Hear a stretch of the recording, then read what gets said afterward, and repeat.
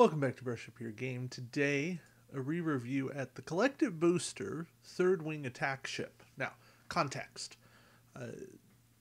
This was part of a series of boosters where you got a random ship, one of 5. This is the first one we're taking a look at. And you needed to build a 30-point ship with it that you added to your fleet for one of the missions in the Collective series.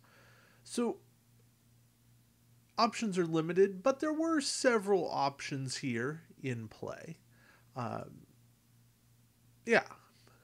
Let's take a look.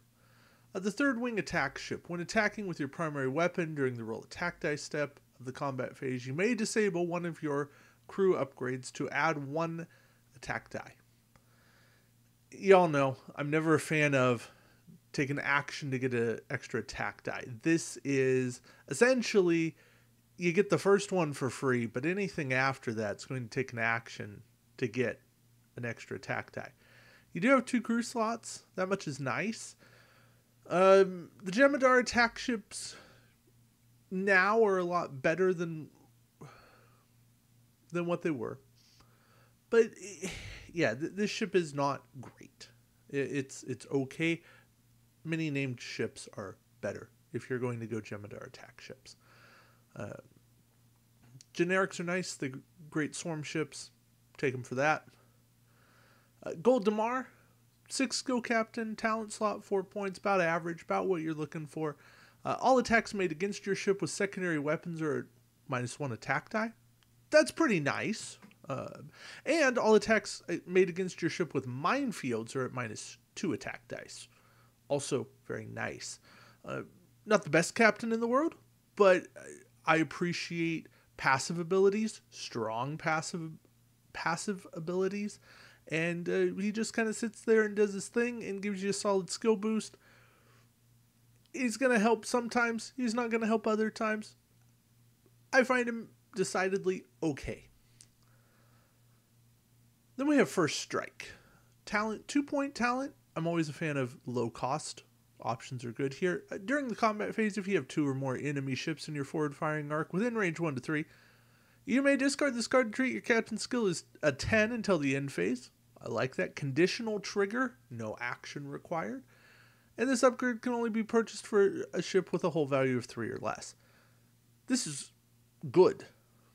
I think Bajorans need something like this. Independent, the Maquis could use something like this. I know you can put it on there cross-faction.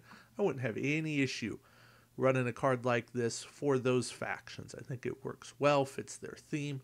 This is also very much a Jem'Hadar idea. It works. Then we have Photon Torpedoes. Now, these are photons going on a 3 attack die ship. Gotta keep that in context. I'll take 5 attack dice for my 3 attack die ship.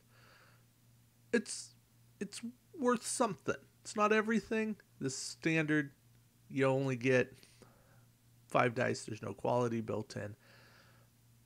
They're not the worst torpedoes in the game. And that's all I got to say about that. Ion thrusters. Tech. No restrictions. Just tech. During the activation phase, after you reveal a straight maneuver, you may disable this card to add 1 to the maneuver's number. No ship can have more than 1. So really it should have been a 1 per ship. But yeah, for 2 points, is that worth something? If we go back and we look at what a Jem'Hadar attack ship does, they cap out at speed 4. Taking a Jem'Hadar up to speed 5 starts to get scary. Even a green maneuver to be able to do a 3 straight, it's a decent card. It was a nice card in the booster box. I don't know that I've ever run it outside of the booster box. In fact, I'm certain I haven't. But I could see wanting to run something like this on the Romulan drone ship. Anything that has very slow maneuvers. Anything that caps out at speed 3. This would be great to go just that little bit extra. And then lastly we have Seskal. 4 points. If all your shields have been destroyed during the roll attack dice step of the combat phase, you may disable this card to gain +2 attack dice. I'm willing to pay the action to do this again for 2 more attack dice. His place is not on a Jem'Hadar bug, that's for certain.